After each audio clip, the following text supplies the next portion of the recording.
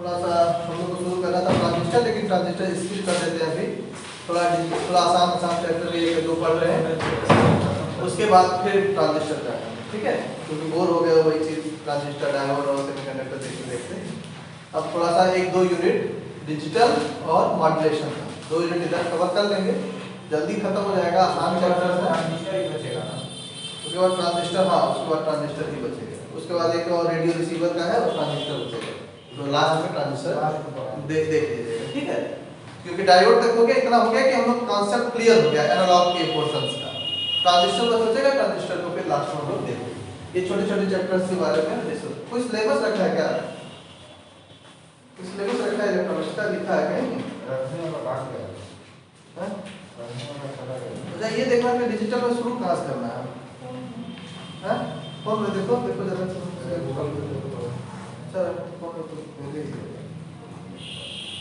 हम तुम लोग को आज बेसिक कॉन्सेप्ट समझाते हैं डिजिटल का, पूरी कहानी समझा देते हैं आज कि कैसे किन चीज़ों को किस तरीके से हम लोग को, जैसे एनालॉग में बताए थे, एनालिसिस करना, और फिर उसी तरह 1 बाय 1 लेके चलेंगे और चीज़ों को एनालाइज करेंगे। जैसे हम ये नहीं चाहते जैसे जो पोर्शन हमारे सिलेबस में नहीं है उसको बस, जैसे अगर खाली न्यूमेरिकल आ रहा है तो उसको उसी तरीके से पढ़ेंगे बस न्यूमेरिकल के पोर्शन की वजह से, उसका पर्टिकुलर पूरा नोट्स लेने की जरूरत नहीं है कि नोट्स लेंगे तो पूरा फिर टाइम टेकन हो जाएगा। डिजिटल भी तो डिजिटल में जो हमारे एक्चुअल सिलेबस में है उन्हीं पे ज़्यादा फोकस किया जाए, ठीक है। जैसे कन्वर्जन वाला पोर्शन है नंबर सिस्टम में कन्वर्जन का, उसका हमें नहीं लगता है कि सिलेबस में है, और बस लेकिन क्वेश्चंस आते हैं तो हम लोग कन्वर्जन करने का मेथड पढ़ लें, सीख लें, तो फिर हमारा काम आसान हो जाएगा।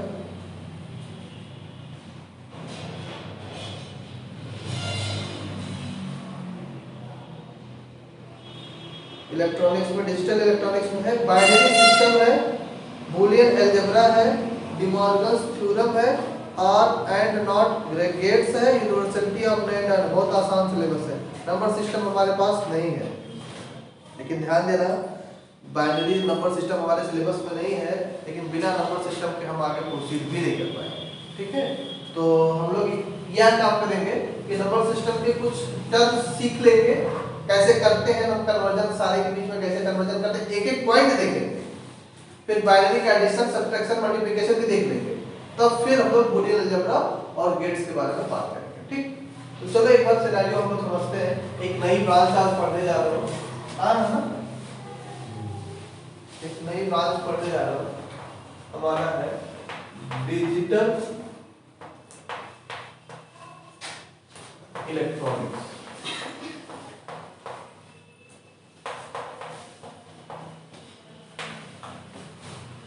फर्स्ट लेक्चर में जब हम लोग अपनी जर्नी शुरू किए थे इस पेपर की, तो बताया था कि बेसिकली हम लोग ब्रांच जो स्टडी कर रहे हैं वो इलेक्ट्रॉनिक्स ब्रांच स्टडी कर रहे हैं, और इसमें हम लोग क्या करते हैं बेसिकली कि हम लोग फिजिक्स की वह ब्रांच है जिसमें हम लोग इलेक्ट्रॉन्स के मैकेनिक्स और उसके मैकेनिक्स से रिलेटेड जितनी भी फिनोमेनाज होती हैं उसके बारे में स्टडी करते हैं। तो वो ब्रांच हमारी क्या कहलाती है? इलेक्ट्रॉनिक्स ब्रांच कहलाती है।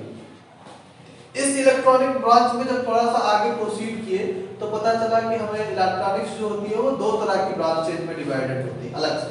फिर एक ब्रांच को हम लोग बोलते थे एनालॉग इलेक्ट्रॉनिक्स और दूसरे पार्ट को बोलते थे डिजिटल इलेक्ट्रॉनिक्स। जब वहां से बताया हुए कि एनालॉग इलेक्ट्रॉनिक्स जब डिफाइन कर रहे थे तो हम बता रहे थे कि वे इलेक्ट्रॉनिक्स जो एनालॉग सिग्नल को पजेस करते हैं वे हमारे एनालॉग इलेक्ट्रॉनिक्स कहलाते थे, और वे इलेक्ट्रॉनिक्स जो डिजिटल सिग्नल को पजेस करते हैं वो हमारे क्या कहलाते हैं? डिजिटल इलेक्ट्रॉनिक्स कहलाते हैं। जब वह एनालॉग सिग्नल्स की बात कर रहे थे तब हम कह रहे थे कि अगर हम किसी भी का टाइम के साथ वेरिएशन अगर कराए किसी भी सिग्नल का, उसका फ्रीक्वेंसी इंटेंसिटी कुछ भी हो सकता है, किसी भी सिग्नल का अगर हम टाइम के साथ वेरिएशन कराए तो सबसे अच्छा एग्जांपल हमारे पास आता है सेंसोरियल वेव का, साइन वेव का। तो अगर हम किसी भी सिग्नल का ये एक्सिस कुछ भी हो सकती है, इंटेंसिटी, फ्रीक्वेंसी, पावर कुछ भी हो सकता है, एक्स एक्सिस पे क्या हो, टाइम के रिस्पेक्टिव अगर वेरिएशन कराए तो उसका नेचर कैसा हो? कंटीन्यूअस नेचर का हो। कंटीन्यूअस नेचर का कहने का सेंस कि जैसे साइन वेव बना हो ऐसे साइन वेव बनेगा। तो साइन वेव कहने का ये एक्स एक्सिस है, ये वाई एक्सिस है। अगर एक्स की हर एक वैल्यू के लिए फंक्शन y की कुछ ना कुछ वैल्यू मिले तो वो जो नेचर होता है उस पैटर्न का, वो नेचर कैसा होता है? कंटीन्यूअस नेचर का होता है। तो एनालॉग सिग्नल जो होता है वो कंटीन्यूअस नेचर को शो करता है। जैसे हम लोग पीएन जंक्शन बनाया हो, पीएन जंक्शन ऐसे बनाया हो, यहाँ पर भी देखो x की हर एक वैल्यू के लिए फंक्शन y की कुछ ना कुछ वैल्यू मिल रही है ना। यहाँ पर भी देखो ऐसे ग्राफ बनाया हो, यहाँ पर भी फंक्शन की y की कुछ ना कुछ वैल्यू मिल रही है, यानी x की प्रत्येक वैल्यू के लिए फंक्शन y की कोई ना कोई वैल्यू तुमको दिखाई दे रही है। तो इस तरह का चाहे यहाँ से लेके जाओ, चाहे यहाँ से कांस्टेंट लेके जाओ, तो यहाँ से चाहे यहाँ ले जाओ, चाहे यहाँ से कांस्टेंट ले जाओ, किसी भी तरह का पूरे एनालॉग इलेक्ट्रॉनिक्स में जो पैटर्न देखोगे वो कुछ इसी तरह का पैटर्न देखोगे कि जहाँ पर x की हर एक वैल्यू के लिए फंक्शन y की कोई ना कोई वैल्यू मिल रही है। तो उस तरह का नेचर हमारा कैसा कहलाता था? कंटीन्यूअस नेचर कहलाता था। जिस किसी भी सिग्नल का नेचर कंटीन्यूअस होता है वो हमारा क्या कहलाता है? एनालॉग सिग्नल कहलाता है। और वो एनालॉग सिग्नल जिस इलेक्ट्रॉनिक्स में हम लोग पढ़ते हैं या यूज करते हैं उस इलेक्ट्रॉनिक्स को हम लोग क्या बोलते हैं? Analogue electronics. ये तो हम लोग बात सीख चुके हैं, इसके बारे में डिस्कस हो चुका है। दूसरे उसके अपोजिट पोर्शंस पे आते हैं तो बात आती है डिजिटल सिग्नल क्या होता है। तो डिजिटल सिग्नल की जब भी बात आती है तो हमेशा हमारे पास दो ही सिस्टम इन्वॉल्व होते हैं पूरे डिजिटल इलेक्ट्रॉनिक्स में। या तो हमारा दो ही सिचुएशन हो सकता है इस पूरे डिजिटल सिस्टम के दौरान, या तो सिस्टम हमारा ऑफ की कंडीशन में होगा या तो सिस्टम हमारा ऑन की कंडीशन में होगा। ठीक है, या तो सिस्टम हमारा ऑफ होगा या तो सिस्टम ऑन होगा, या तो सिस्टम को सप्लाई मिलेगा या तो सिस्टम को सप्लाई नहीं मिलेगा। इन दोनों के बीच में कोई तीसरा सिचुएशन एग्जिस्ट नहीं करता है पूरे डिजिटल सिस्टम के दौरान। और जैसे बोले कि एनालॉग सिग्नल का नेचर कैसा होता है? कंटीन्यूअस नेचर का होता है। और जो डिजिटल सिग्नल होता है उसका जो नेचर होता है वो डिस्क्रीट नेचर का होता है। डिस्क्रीट नेचर का कहने का सेंस कि अगर हम एक टाइम के रिस्पेक्ट में ग्राफ प्लॉट करें या पैटर्न बनाए तो ये देखो 0 और 1 दो ही ना सिचुएशन हो सकती है। ऑफ को हम लोग 0 से डिफाइन करते हैं, ऑन को मतलब 1 से डिफाइन करते हैं। 0 in the sense grounded, circuit is grounded, and 1 in the sense circuit पे हम सप्लाई देते हैं। तो जब डिजिटल सिग्नल्स की बात करोगे तो डिजिटल सिग्नल में दो ही सिचुएशन हुए 0 और 1, और एक पर्टिकुलर इंटरवल ऑफ टाइम के बाद ये प्रोसेस बार-बार क्या होता है? रिपीट होता है 0 1 0 1। और ये देखो यहाँ से इसके बीच में डिस्क्रीटनेस आ गई कि नहीं? कंटीन्यूअस नहीं है ना, बल्कि क्या हो रहा है? डिस्क्रीट हो जा रहा है। इसीलिए कैसा नेचर है इसका? डिस्क्रीट नेचर है। तो डिजिटल इलेक्ट्रॉनिक्स में जो डिजिटल सिग्नल होते हैं उनका नेचर कैसा होता है? डिस्क्रीट नेचर होता है। और डिस्क्रीट नेचर वाले जो सिग्नल होते हैं उसको हम लोग डिजिटल सिग्नल बोलते हैं। और डिजिटल सिग्नल जिस इलेक्ट्रॉनिक्स में यूज होते हैं उस इलेक्ट्रॉनिक्स में हम लोग क्या बोलते हैं? डिजिटल इलेक्ट्रॉनिक्स बोलते हैं। तो हम लोगों को अपने पूरे चैप्टर में इन्हीं तरह की एनालिसिस, इन्हीं तरह के सिग्नल्स के बारे में एनालिसिस नहीं करना है, इस तरह के सिग्नल्स के बारे में एनालिसिस नहीं करना है, बल्कि किस तरह के नेचर के बारे में बात करना है? ऐसे सिग्नल्स के बारे में बात करना है जिसका नेचर जो कैसा हो? डिस्क्रीट नेचर का हो। उस तरह के सिग्नल के बारे में हमको एनालिसिस करना है। ठीक है, चीजें क्लियर हुई? अब दो चीजें, एक चीज और बता दिए हैं कि डिजिटल के केस में दो ही सिचुएशन हो सकती है, या तो 0 या तो 0 को हम लोग कई सारे नाम से देखते हैं। कहीं कहीं अप डाउन से भी डिनोट करते हैं। अप मतलब 1, कहीं मतलब 0 मतलब डाउन मतलब 0, कहीं कहीं क्लोज्ड और ओपन से भी डिनोट करते हैं। क्लोज्ड मतलब 1, ओपन मतलब 0, ऐसे भी कई तरह से डिनोट करते हैं। अप डाउन क्लोज में फॉरवर्ड और बैकवर्ड कई तरह से डिनोट करते हैं। जनरली हम लोग 0 और 1 को हम लोग ग्राउंड और सप्लाई से डिनोट करते हैं। यानी 0 के मतलब वो ग्राउंडेड है और 1 लिखा है इसका मतलब क्या है? सप्लाई। तो जब हम डिजिटल दुनिया में आते हैं तो जो हमारा आजकल ये इतना इंपॉर्टेंट इसलिए भी है डिजिटल इलेक्ट्रॉनिक्स, क्योंकि जितनी हमारी कंप्यूटर, जो भी हमारे कंप्यूटर है वो सबकी अपनी एक लैंग्वेज होती है ना। जैसे डिजिटल पढ़ने के लिए अपना लैंग्वेज जाना बहुत जरूरी है। जैसे हम यहाँ पे हैं, भोजपुरी बोल रहे हैं, हिंदी बोल रहे हैं, तो हम लोग बहुत इजीली एक दूसरे को समझ पा रहे हैं कि क्या बोल रहे हैं, किस भाषा का प्रयोग कर रहे हैं।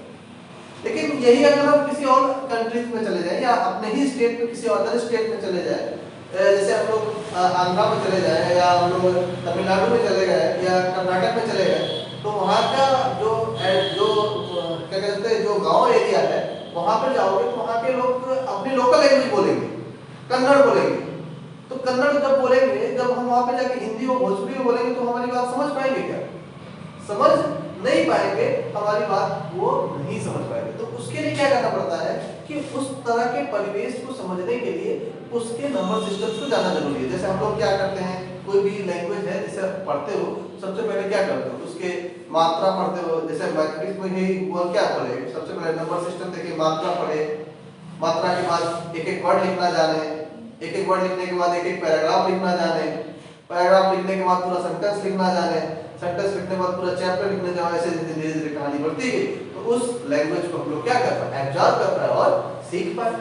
ऐसे कभी फॉरेन में चले जाओ, किसी भी लैंग्वेज में, जर्मनी चले जाओ तो वहाँ लोकल लैंग्वेज ज्यादा बेनिफिशियल होता है, तो वहाँ जर्मन सीखना पड़ता है। तो जर्मन सीखना कि एक ही दिन में जर्मन सीख जाओगे क्या पूरा? नहीं, तो उसके फंडामेंटल से शुरू करते हैं, फंडामेंटल्स की जानकारी लेते हैं, उसके जो भी वोकैबुलरी होती है उस सब कुछ चीज को देखते हैं, फिर धीरे धीरे एक वर्ड बनाने की कोशिश करते हैं, वर्ड से सेंटेंस बनाने की कोशिश करते हैं, सेंटेंस से पैराग्राफ बनाने की कोशिश करते हैं, पैराग्राफ से पूरा अपने चैप्टर्स को बात करते हैं। इस तरीके से हम लोग एनालाइज करते हैं। और वो लैंग्वेज बहुत इंपॉर्टेंट होता है एक दूसरे के बीच की अंडरस्टैंडिंग को समझने के लिए। तो जो कंप्यूटर होता है वो हमारी भाषा नहीं समझता है, वो हम लोग जो टाइप कर देते हैं 2 + 2 4, जो ऑब्जर्व कर लेते हैं, वो कंप्यूटर वो भाषा ही नहीं समझ पाता है कि 2 क्या है, तो वो जानता ही नहीं 2 क्या है। तो कंप्यूटर की जो अपनी लैंग्वेज है वो डिजिटल डाटा को फॉलो करता है, टोटली डिजिटल बनाना, यानी बाइनरी डाटा को फॉलो करता है। अच्छा, बाइनरी डाटा को फॉलो करता है तो सबसे इंपॉर्टेंट है कि अगर हम बोल रहे हैं कि बाइनरी डाटा को फॉलो करता है, तो बाइनरी डाटा क्या होता है, 0 और 1। बाइनरी डाटा क्या होता है, 0 और 1। अब सिचुएशन ये बात है, जब जो कंप्यूटर है हमारा इन्हीं दोनों अंकों को पहचानता है और इन्हीं से जो नंबर सिस्टम बनेगा उन्हीं को क्या करेगा, पहचानेगा, ऑब्जर्व करेगा। लेकिन हमारे दिमाग में क्वेश्चन आता होगा, तो कंप्यूटर पे बैठे होगे, कीबोर्ड पे 2 + 2 टाइप करते हो और स्क्रीन पे तुमको 4 दिख जाता है, दिखता है कि नहीं दिखता है? और हम अभी दूसरे साइड में बोल रहे हैं कि कंप्यूटर हमारे ये एनालॉग वाले पोर्शन को तो समझता ही नहीं, इस वाले डाटा को तो वो डेसिमल डाटा को तो समझता ही नहीं है। कौन से डाटा को समझता है, इस डाटा को समझता है, बाइनरी डाटा को समझता है। तो फिर कैसे 2 + 2 वो जान के 4 उसका आंसर दे दिया? तो क्या करता है कंप्यूटर कि उसमें एक मेमोरी होती है, जैसे हमारे दिमाग में मेमोरी है ना, ऐसे कंप्यूटर के पास एक मेमोरी होती है। वो कहाँ होती है, कंप्यूटर की मेमोरी कहाँ होती है? उसका सीपीयू बोलते हैं, वही उसकी मेमोरी कहलाती है ना। बेसिकली कंप्यूटर का जो सेंट्रल प्रोसेसिंग यूनिट वाला पोर्शन होता है वही उसकी क्या बेसिकली क्या कहलाती है, मेमोरी कहलाती है।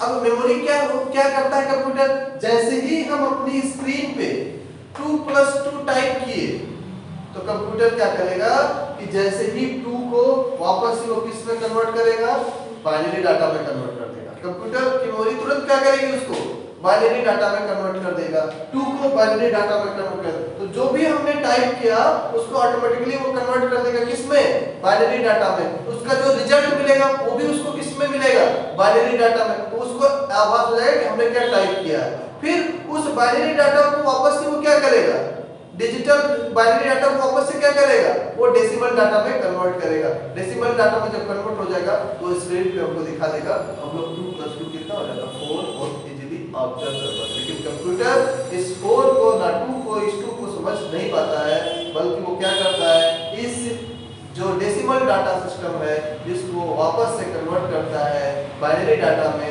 उसको समझता है, उसका आंसर निकालता है और वापस से उस बाइनरी डाटा को किसमें डालकर कन्वर्ट कर देता है, डेसिमल में। और स्क्रीन पर हमको विजुलाइज होता है और हम समझ पाते हैं कि 2 + 2 बराबर कितना होता है।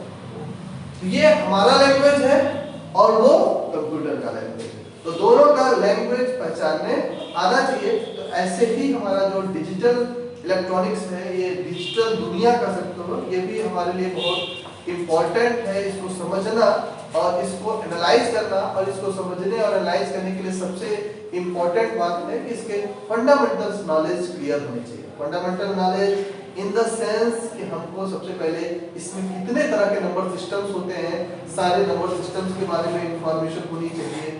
सारे नंबर सिस्टम का कौन कौन से नंबर उसमें एग्जिस्ट करते हैं वो पता होना चाहिए।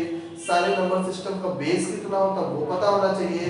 सारे नंबर सिस्टम से अगर एक नंबर सिस्टम से दूसरे नंबर सिस्टम में जाना हो तो कैसे हम उसमें चले जाएंगे, कैसे कन्वर्ट कर लेंगे, सारे के बीच में कन्वर्जन पता होना चाहिए। तब हम उसके जब नंबर सिस्टम पता हो जाएगा, जैसे हम लोग अरिथमेटिक जब पढ़ना शुरू किए होंगे तो सबसे पहले यही ना बात किए होंगे, नंबर सिस्टम्स के बारे में बात किए होंगे। नंबर सिस्टम्स के बाद उन नंबर्स को जोड़ने की कोशिश की होंगे, एडिशन, सब्सट्रैक्शन, मल्टीप्लिकेशन, डिवीजन की बात की होगी। यहाँ भी सेम काम करेंगे, यहाँ भी नंबर सिस्टम्स की बात करेंगे और उन बाइनरी डाटा को एडिशन करने की कोशिश करेंगे। इसके अलग रूल्स नाम्स हैं, उनको सबट्रैक्ट करने की कोशिश करेंगे, उनको डिवीजन करने की कोशिश करेंगे। जब ये कर लेंगे तो फिर हम उस डिवीजन पे, उस एडिशन पे, उस मल्टीप्लिकेशन पे, उस इनवर्स की कंडीशन पे एक लॉजिक गेट डिजाइन करेंगे, लॉजिक गेट बताएंगे उसी बेसिस पर वो डिफाइन करता है।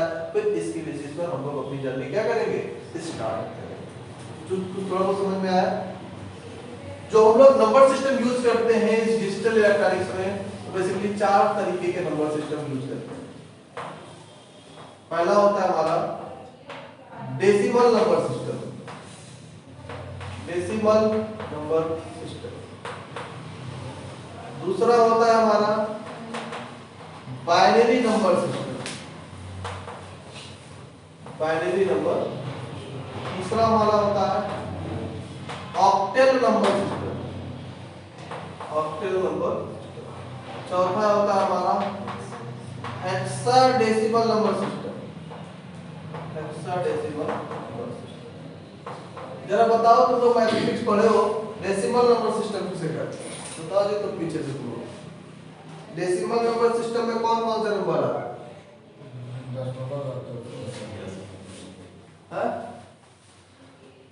बताओ जी। 0 से 9, यानी इसमें कौन कौन से नंबर आते हैं? 0 से लेकर 9 तक। टोटल डिजिट्स इसमें कितनी हुई? तो जो टोटल डिजिट्स होती 0 से 9 के बीच में उसी को बेस बोलते हैं, या उसी को क्या बोलते हैं? रेडिक्स बोलते हैं। दोनों नाम बोलते हैं, बेस या रेडिक्स। तो इसका बेस या रेडिक्स कितना है? 10।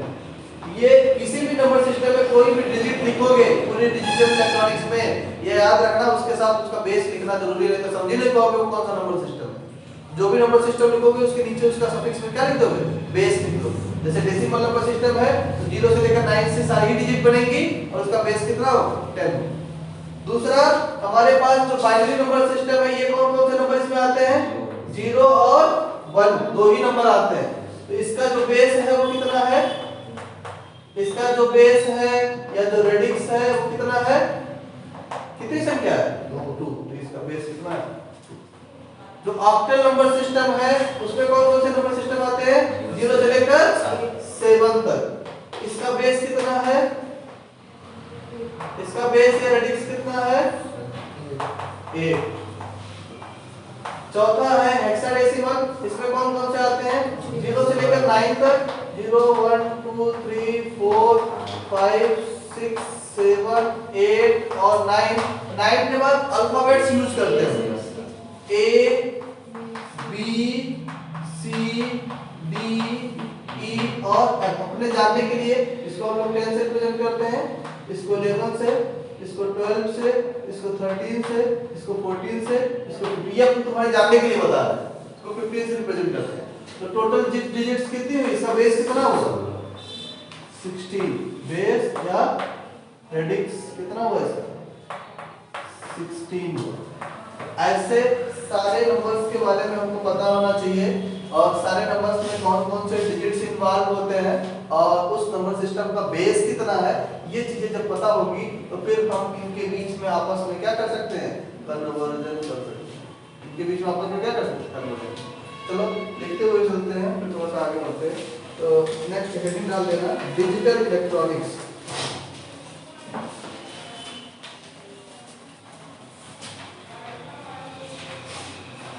डिजिटल इलेक्ट्रॉनिक्स, उसमें लिखना digital electronic circuits, digital electronic circuits are electronics that operated on that operated on digital signals, digital signals, full stop, digital electronic circuits, digital electronic circuits are usually made from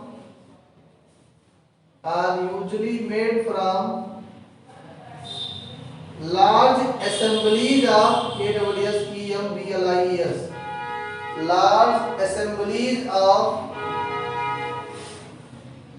logic gates, comma, simple electronic representation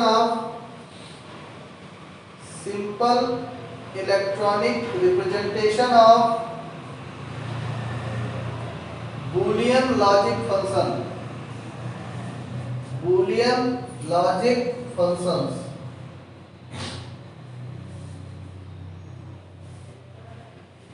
next line से paragraph change करके, modern computer technology does not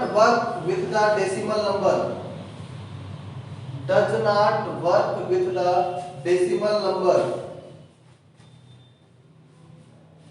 instead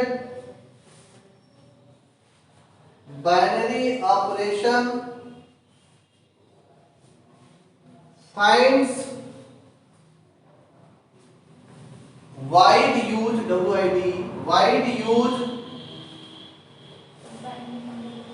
क्या है binary number कहाँ बोले जी। Modern computer technology does not work with decimal number, instead binary operation finds wide use in modern computers, where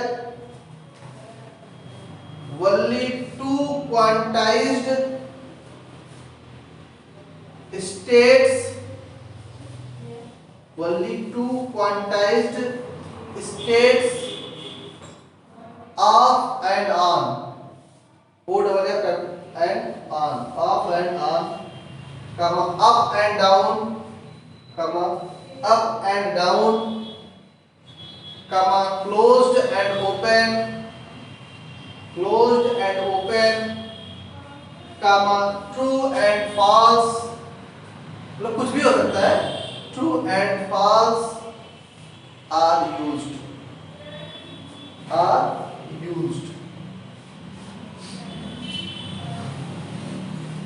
These two states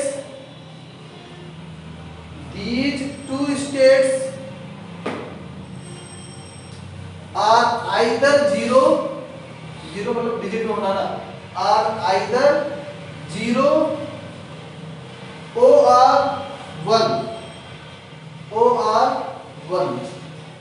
Full stop. The state 1 signifies the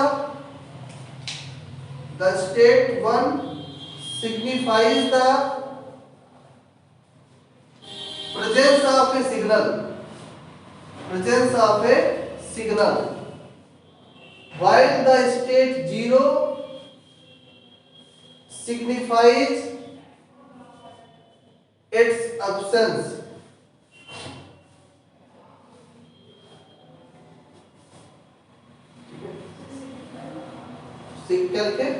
While state 0 signifies its absence.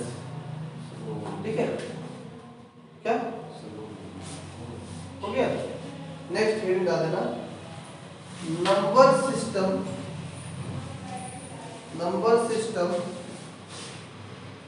used in digital electronics। ये 1 मतलब signal को represent करता है, 0 मतलब उसके absence को represent करता है, सिग्नल का एब्सेंस मतलब क्या हो गया ground.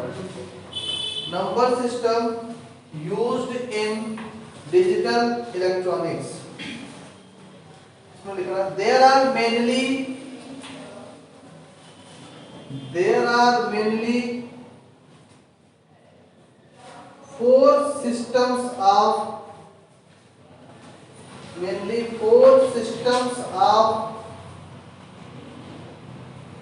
arithmetic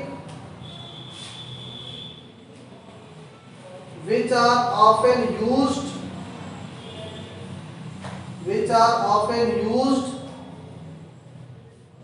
in digital circuits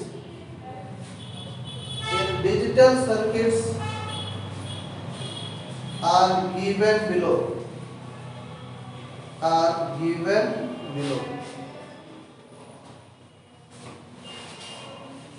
पहला बस लिखना, पहला बस हेडिंग डालना डेसिमल नंबर सिस्टम, और ऐसे अपने समझने के लिए लिख देना 0 से लेकर 9 तक, या पूरा डिजिट लिख दो, मतलब पूरा डिजिट ही लिख दो, कितना बड़ा है ये 0, 1, 2, 3, 4, 5, 6, 7, 8, 9 तक लिख दो, ठीक है।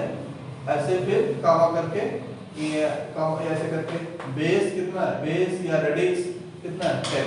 अब यहाँ पे रेडिक्स लिखा दो, तो दोनों चीज क्लियर है।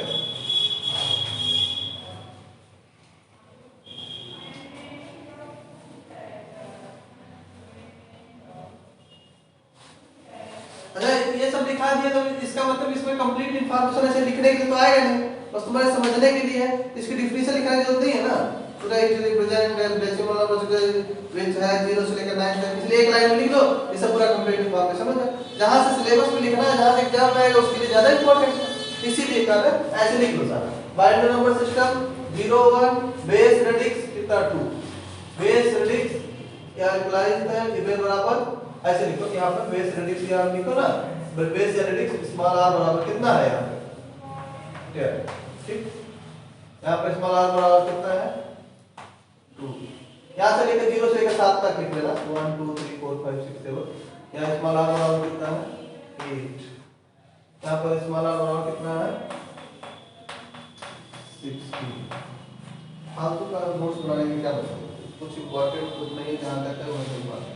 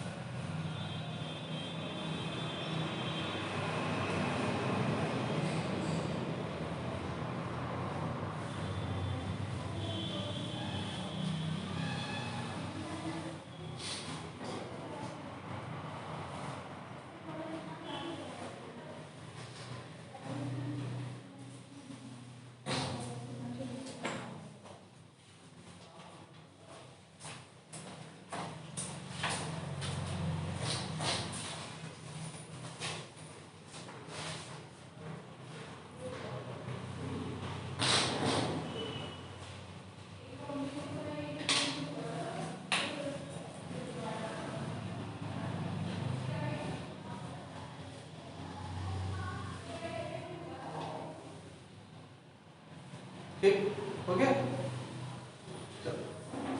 पहला हेडिंग डाल देना कि the decimal number system, the decimal number system.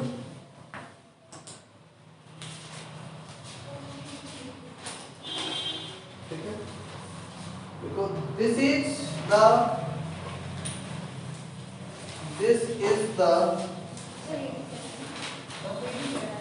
decimal number system। उसमें लिखना this is the frequently used number system, this is the frequently used number system in our daily life, in our daily life, frequently used number system in our daily life, with which we are familiar, with which we are familiar, with which we are familiar. It is based on the use of 10 digits. It is based on the use of 10 digits.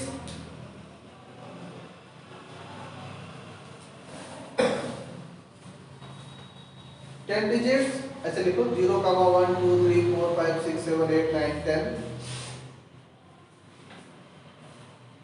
to represent the arbitrary number. To represent the arbitrary number. Arbitrary number.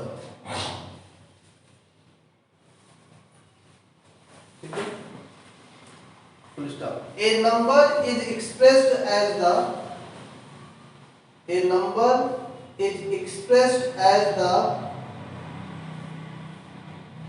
sum of sum of these digits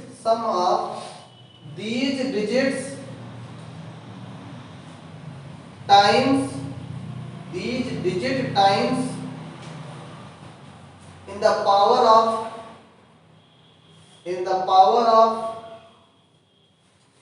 10. In the power of 10.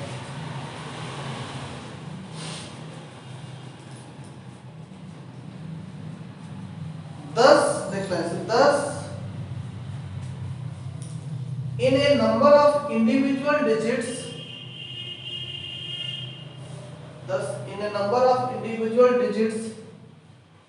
represent coefficient for the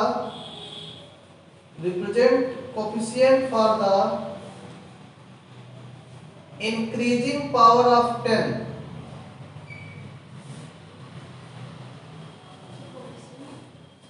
Coefficient the increasing power of 10.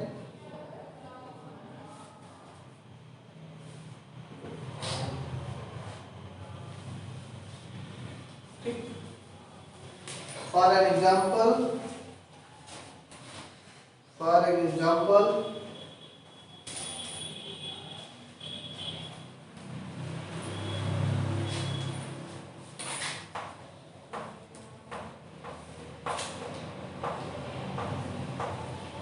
ये हमारा 10 ऐसे लिखा रहेगा number system. ये मतलब है कौन सा नंबर सिस्टम हमारा? Decimal number system. बेस लिखा है तो उसका मतलब डेसिमल है। अब इसको रिप्रेजेंट कैसा करते हैं, इसका पूरी थ्योरी नहीं लिखते हैं क्योंकि हम लोग को बस कन्वर्जन ही करना है। पहले नंबर सिस्टम समझ लें तो इसका कन्वर्जन करने की कोशिश करें। अब देखो ज्यादा हमारे पास संख्या कैसा आ सकता है? विदाउट डेसिमल आ सकता है या डेसिमल के साथ आ सकता है, ये ना आ सकता है, या डेसिमल और दोनों एक साथ आ सकता है। तो हम लोग एक जनरल एग्जांपल ले लेंगे जिसमें दोनों इंक्लूड हो जाएगा। तो ऐसा ध्यान देना कि जिस भी नंबर सिस्टम को जिस नंबर सिस्टम में रिप्रेजेंट करना है, नंबर लिखा हुआ है ये, अब इसको किस में नंबर सिस्टम में रिप्रेजेंट करना है? डेसिमल में रिप्रेजेंट करना है। तो ध्यान देना जिसमें रिप्रेजेंट करना होगा उसका बेस तुमको पता होना चाहिए। उसका जब बेस पता होगा तो बेस पता होना चाहिए, और बेस में जब हम ये इंटीग्रल पार्ट की करते हैं, ये हमारा इंटीग्रल पार्ट है और ये डेसिमल पार्ट। ये ध्यान देना, इंटीग्रल पार्ट और डेसिमल। हम एक जनरल एग्जांपल ले रहे जिसमें इंटीग्रल भी रहे और डेसिमल भी रहे। ये इंटीग्रल पार्ट का ये जो डिजिट है इसको हम लोग बोलते हैं एलएसबी, और ये इंटीग्रल पार्ट का जो डिजिट है इसको बोलते हैं एमएसबी। ऐसे ये डेसिमल पार्ट का ये डिजिट जो है वो एलएसबी है, और ये 6 जो है इसका एमएसबी। एलएसबी मतलब होता है लीस्ट सिग्निफिकेंट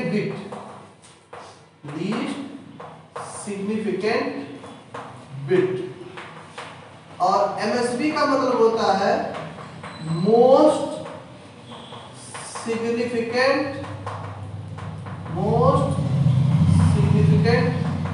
बिट। ठीक है, जब पहला काम करोगे कि हर एक डिजिट्स के नीचे उसका वेट लिखोगे, ध्यान देना हर एक डिजिट्स के नीचे उसका वेट लिखोगे, तो इंटीग्रल पार्ट के नीचे जब वेट लिखने जाओगे तो एलएसबी से एमएसबी की तरफ उसके बेस के इंक्रीजिंग ऑर्डर पावर में चलोगे, और जब डेसिमल के लिए लिखने जाओगे तो ध्यान रखोगे कि एमएसबी से एलएसबी की तरफ डिक्रीजिंग ऑर्डर पावर में चलोगे। किसके डिक्रीजिंग ऑर्डर पावर और इंक्रीजिंग और डिक्रीजिंग कर रहा हूं, जिसमें रिप्रेजेंट करना होगा उसके बेस। तो जैसे इस 4 के नीचे लिखोगे तो यहां पर इसका बेस कितना है, 10 के increasing order power 1 into 2 into 3 into 4।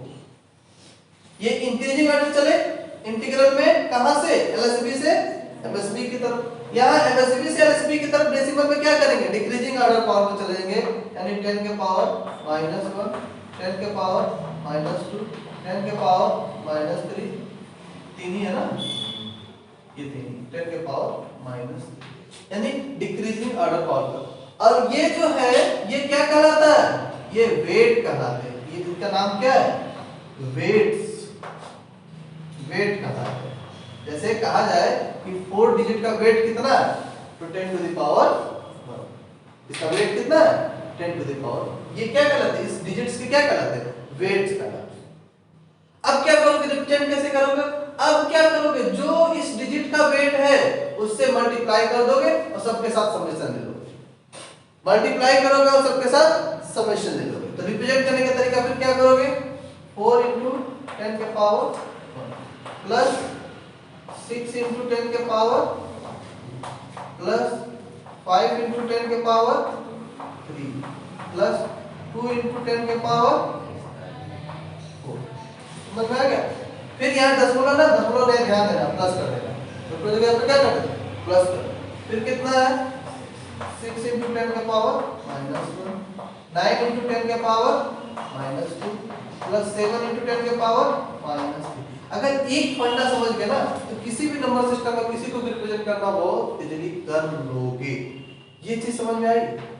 अब देखो हमारे पास इस नंबर सिस्टम की जगह कोई दूसरा नंबर सिस्टम होता, बाइनरी नंबर सिस्टम होता, उसको कहता कि बाइनरी नंबर सिस्टम को रिप्रेजेंट करिए, तब क्या करते, तब बेस 10 नहीं होता बल्कि बेस कितना हो जाता, 2 हो जाता।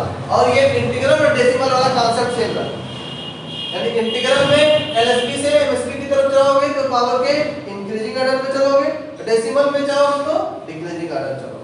लेकिन यहाँ 10 की जगह तो बाइनरी ऑर्डर आता है, यहाँ 2 लिखा रहता है, 2 भी रिप्रेजेंट करना होता तो 2 के पावर 1, 2 के पावर 2, 2 के पावर 3, 2 के पावर 4, 2 के पावर -1, 2 के पावर -2, 2 के पावर माइनस। अब तुम्हारे क्वेश्चन में हो सकता है खाली इंटीग्रल पार्ट ही दिया है, तो इस पे ध्यान ही नहीं देना। तुम्हारे क्वेश्चन में हो सकता है खाली ये डेसिमल वाला पार्ट दिया है, तो इस पे नहीं ध्यान देना। अगर दोनों ऐड करके दे रहा है इंटीग्रल और डेसिमल, तो इस तरह का रूल क्या करोगे, अपनाओगे। समझ गया। इसी तरह दूसरा नंबर सिस्टम दिया, ऑक्टल नंबर सिस्टम दे दिया, इसका बेस कितना दे दिया, 8 दे दिया, तब क्या करोगे, अब पावर किसका चलेगा, ऑक्टल का पावर कितना होता है, बेस कितना, 8, 8 के पावर 1, 8 के पावर 2, 8 के पावर 3, 8 के पावर 4, ऐसे 8 के पावर -1, 8 के पावर -2, 8 के पावर -3।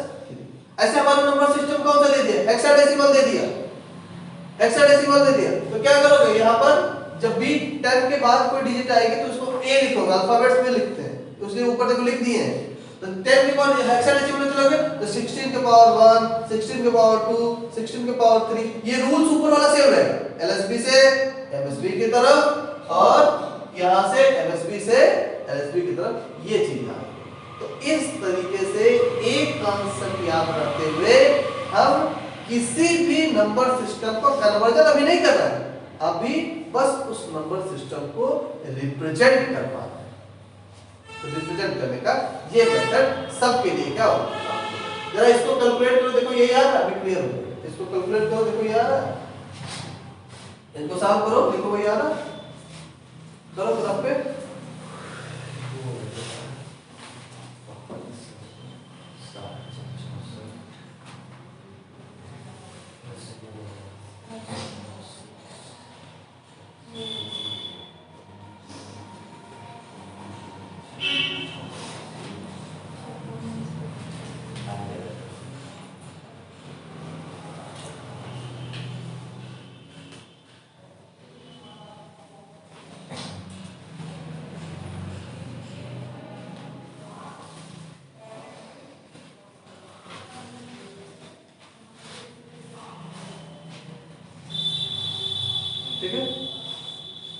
इंटीग्रल पार्ट इसको फ्रैक्शनल पार्ट कर दो।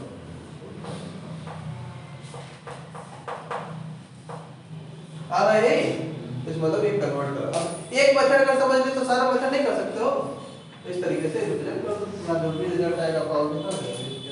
ये समझ जाओ, ऐसे जनरल अपने समझने के लिए ऐसे लिख लो ताकि समझ। इसका कोई तुमसे एग्जाम में इसका डेरिवेशन नहीं पूछेगा, डिफिनीशन नहीं पूछेगा, ठीक है। तो बस नंबर सिस्टम को रिप्रेजेंट करना सीख जाओ और बाकी कन्वर्जन करना सीख जाओ, तो न्यूमेरिकल पूछेगा तो न्यूमेरिकल आसानी से कर सकते हो।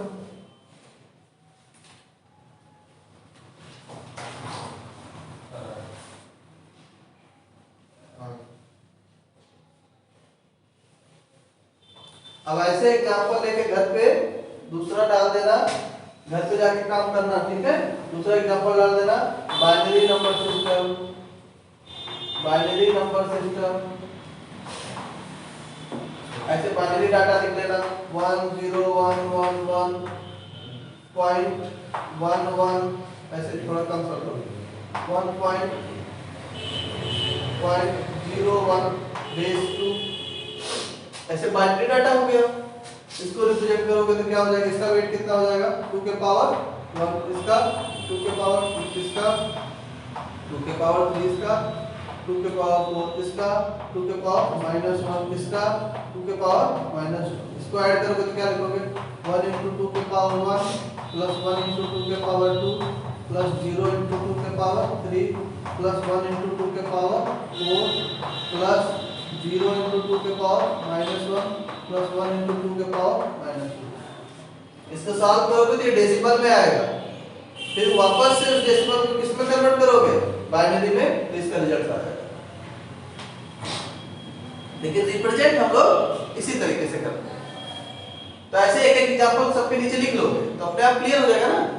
ऐसे घर पे जाके बाइनरी ऐसे यहाँ पे लिख लेना, यहाँ पे लिखने के बाद तीसरा लिख देना आफ्टर नंबर सिस्टम, ऐसे लिख लेना 754.32 बेस 8। इसको कन्वर्ट कर लेना, बेस 8 है ना, इसका मतलब ये कैसा ऑक्टल नंबर सिस्टम वाला कन्वर्ट कर लेना। फिर चौथा कन्वर्ट कर लेना उसका हेक्साडेसिमल का, तो 12AC.35 बेस 16 38 बेस 16, इसको कन्वर्ट कर लेना।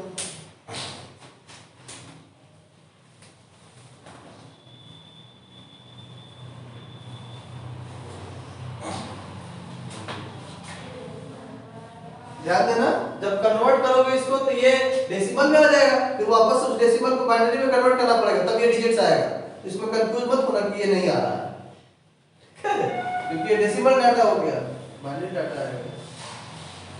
लेकिन रिप्रेजेंट हम किसी भी नंबर सिस्टम को इस तरीके से करते हैं। इसके बाद हम लोग नेक्स्ट टर्म पे देखेंगे, जब तीनों चार तरीके के नंबर सिस्टम को रिप्रेजेंट कर लिए, तब इनके बीच में कन्वर्जन देखेंगे कि बाइनरी से डेसिमल में जाएंगे तो कैसे कन्वर्ट करेंगे, डेसिमल से बाइनरी में जाएंगे तो कैसे कन्वर्ट करेंगे, डेसिमल से ऑक्टल में जाएंगे तो कैसे कन्वर्ट करेंगे, ऑक्टल से डेसिमल में जाएंगे तो कैसे कन्वर्ट करेंगे। तो चार की चार पॉसिबिलिटीज है, फैक्टोरियल 4 है तो कितनी पॉसिबल कॉम्बिनेशन बनेंगे, हां 24 तरह का बनेगा। कितने पॉसिबल कॉम्बिनेशन चारों को एक दूसरे के बीच में बनेंगे, 4 है ना नंबर सिस्टम। अब किसी से किसी में भी जा सकते हो, तो कितने पॉसिबल कॉम्बिनेशन बनेंगे, घर से सोच के आना। तो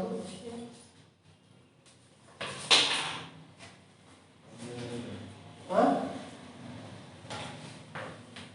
लोग का मैथमेटिक्स बहुत कमजोर है,